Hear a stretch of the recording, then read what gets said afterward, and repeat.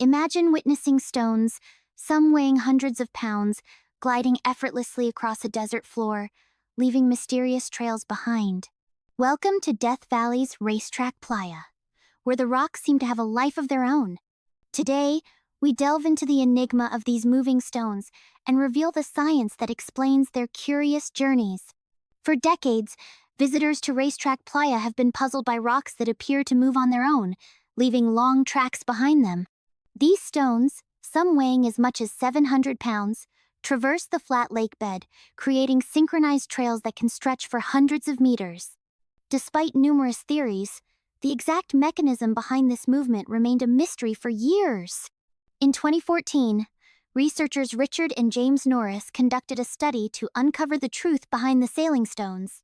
They discovered that during winter, a rare combination of conditions causes the rocks to move. A shallow layer of water covers the playa, and as temperatures drop at night, a thin sheet of ice forms on the surface. As the sun rises, the ice begins to melt and break into large floating panels, which, driven by light winds, push against the rocks, causing them to slide. This process leaves behind the characteristic trails that have fascinated observers for so long.